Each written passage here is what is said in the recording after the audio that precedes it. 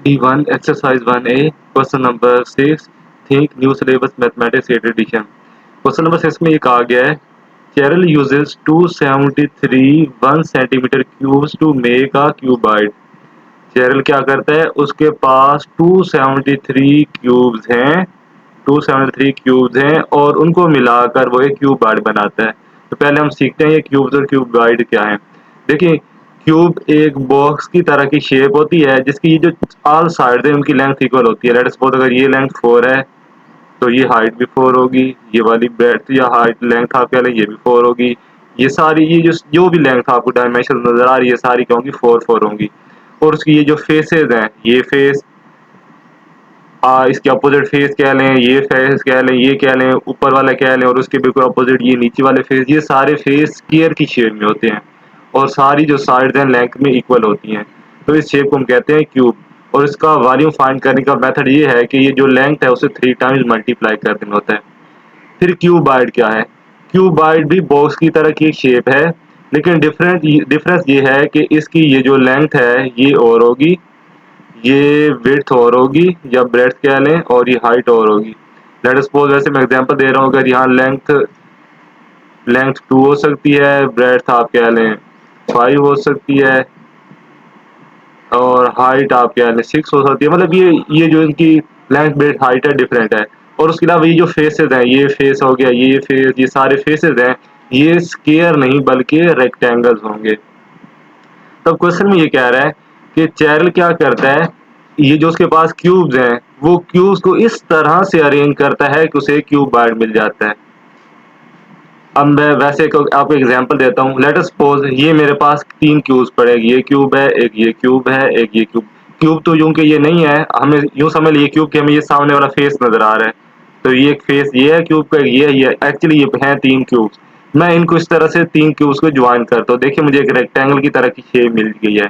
लेकिन चूंकि ये क्यूब क्योंकि ये वैसे तो हमें फेस नजर आ रहे हैं, स्क्वायर नजर आ रहा है, तो स्क्वायर से हमें क्या मिल गया, एक रेक्टेंगल मिल गया। लेकिन एक्चुअली क्या है, चूंकि ये वाले क्यूब्स हैं मतलब इनकी पीछे लेंथ और हाइट वगैरह भी है, तो इस तरह से ये हमें क्या मिल गया, क्यूबाइड मिल गया हम कह सकते हैं।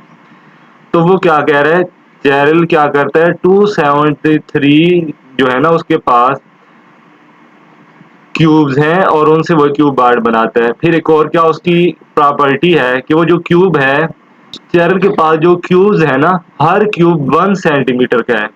अब इस 1 सेंटीमीटर होने का मतलब ये है कि यहाँ तो मैंने जैसे डायमेंशन 4 लिखी हुई हैं, ये डायमेंशन 4 नहीं है बल्कि उसके पास जो क्यूब है उसकी जो डायमेंशन है, उसकी ये जो डायमेंशन है वो 1 1 है। मतलब लेंथ भी 1 है, ब्रेड्थ भी 1 है। मीन्स सारी बात आर साइड इक्वल है। तो इट्स मीन्स अगर हम इस क्यूब का वॉल्यूम देखें तो 1 मल्टीप्लाई बाय 1 मल्टीप्लाई बाय 1, तो वो वॉल्यूम 1 आ रहा है 1। और इसके यूनिट सेंटीमीटर में है तो हम कहेंगे सेंटीमीटर क्यूब। मतलब ये जो एक उसके पास क्यूब है ना, एक क्यूब, ये जो एक क्यूब है उसका वॉल्यूम है 1 सेंटीमीटर। इसी तरह कि उसके पास कितने क्यूब हैं, 273। मतलब अगर एक क्यूब का वॉल्यूम 1 सेंटीमीटर क्यूब है तो अगर 273 क्यूब उसके होंगे तो उसका वॉल्यूम क्या हो जाएगा, 273 क्यूब। ज़ाहिर बात अगर एक का वॉल्यूम 1 सेंटीमीटर क्यूब है, 2 का 2 हो जाएगा, 3 क्यूब्स हैं तो 3 सेंटीमीटर क्यूब हो जाएगा, 4 क्यूब्स हैं तो 4 सेंटीमीटर क्यूब हो जाएगा। सिमिलरली उसके पास 273 क्यूब्स हैं तो उनका अगर टोटल वॉल्यूम करें तो वो क्या बन जाएगा, 273 सेंटीमीटर क्यूब। तो हम ये कहेंगे कि वॉल्यूम ऑफ 273 क्यूब्स वो कितना बन रहा है, 273 सेंटीमीटर क्यूब बन रहा है। यानी इस तरह के जब हम 273 क्यूब मिलाएंगे तो उनका वॉल्यूम क्या, यानी एक का वॉल्यूम अगर है 1 सेंटीमीटर क्यूब तो 273 है तो जाहिर बात है उनका वॉल्यूम 273 हो गया। अब यहाँ से ना एक बात समझे, अगर मेरे पास एक क्यूब है 1 सेंटीमीटर क्यूब का, दूसरा है 1 का, तीसरा भी 1 का है, उनको मैंने ज्वाइन किया तो मुझे जो शेप मिली। अब ये इनकी पहले अलग अलग वॉल्यूम देखते हैं, इसका वॉल्यूम भी 1 होगा, इसका वॉल्यूम भी 1, इसका वॉल्यूम 1। लेकिन अगर हम तीनों का यानी सारी शेप का वॉल्यूम देखें तो वो क्या बन जाएगा, 3 सेंटीमीटर क्यूब। मतलब ये जो हमें क्यूबाइड मिला है उसका वॉल्यूम भी क्या होगा 3 सेंटीमीटर क्यूब। यानी अगर मेरे पास 3 क्यूब्स हैं और उनको मैं मिलाकर एक शेप बनाता हूँ तो जो वॉल्यूम उन तीनों क्यूब्स का है वही वॉल्यूम जो हमें नई शेप मिली है वही वॉल्यूम भी उसी का होगा।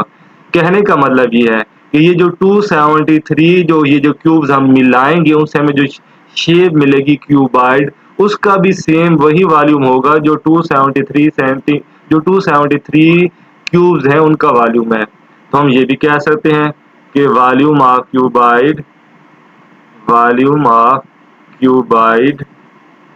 is also 273 centimetre cube. क्यों आपको बात समझ आ गई होगी, क्योंकि उसके पास जो क्यूब्स हैं 273 है उनको मिलाएं तो उनका वॉल्यूम बन रहा है 273 सेंटीमीटर क्यूब और उनसे मिलाने से जो शेप बन रही है वो भी क्यूबाइड बन रही है तो ज़ाहिर बात उसका वॉल्यूम भी 273 सेंटीमीटर ही होगा। अब इस वॉल्यूम ऑफ क्यूबाइड हो गया 273 सेंटीमीटर क्यूब। अब हम चलते हैं क्वेश्चन में कि वो पूछ क्या रहा है। वो कह रहा है बताएं find the dimensions of the cuboid. For example इस तरह के मैंने जो क्यूब है ना वो मेरे पास है 273 और उनको मैंने ज्वाइन किया और मुझे ये मिल गया क्यूबाइड। तो पूछ रहे बताएं उस क्यूबाइड की लेंथ क्या है, ब्रेड्थ क्या है और हाइट क्या है। देखें वॉल्यूम में 3 चीजें हैं, लेंथ है, ब्रेड्थ है और हाइट है। तो अगर मेरे पास क्यूबाइड का वॉल्यूम गिवन है और उसकी मैं लेंथ, ब्रेड्थ और हाइट फाइंड करना चाहता हूं तो उसके लिए इस क्वेश्चन में आप क्या कर लें, उसकी प्राइम फैक्टराइजेशन कर लें। तो प्राइम फैक्टराइजेशन क्यों करनी है ये जब मैं आपको करके दिखा दूंगा तो फिर आपको समझ आ जाएगी उसकी रीजन क्या है। देखिए 273 के हम प्राइम फैक्टर्स फाइंड करते हैं। सबसे पहले आप क्लियरली देख सकते हैं ये 3 पे डिविजिबल है तो 3 9 27, 3 1 3, 91 आ गया। फिर ये अगेन अब 3 पे तो डिविजिबल नहीं है, ये 7 के टेबल में आ रहा है। 7 1 7, यहाँ से 2 आगे कैरी जाएगा, 7 3 21। अगेन ये प्राइम नंबर है तो 13 के टेबल में आएगा, 13 1 13।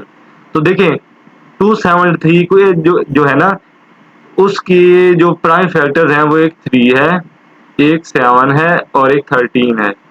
मीन्स 273 को हमने as a product of these 3 prime factors लिख सकते हैं। अब देखें यहाँ जो लेफ्ट हैंड साइड पे लिखा हुआ है वॉल्यूम लिखा हुआ है, यहाँ भी हमारे पास वॉल्यूम लिखा हुआ है। फिर इधर आप कंपेयर करें, यहाँ हमारे पास लेंथ है, ब्रेड्थ है, हाइट है, इधर भी हमारे पास थ्री डायमेंशन है ना। तो इट्स मीन्स इनमें से कोई एक लेंथ होगी, कोई एक वॉल्यूम सॉरी कोई एक ब्रेड्थ होगा और एक कोई हाइट। तो हम कह सकते हैं कि इसकी लेंथ 3 है, ब्रेड्थ 7 है, हाइट 13 है।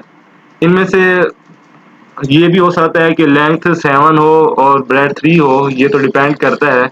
लेकिन हमें एक बात पता चल गई कि इसकी डायमेंशंस क्या हैं, 3 7 एंड 13।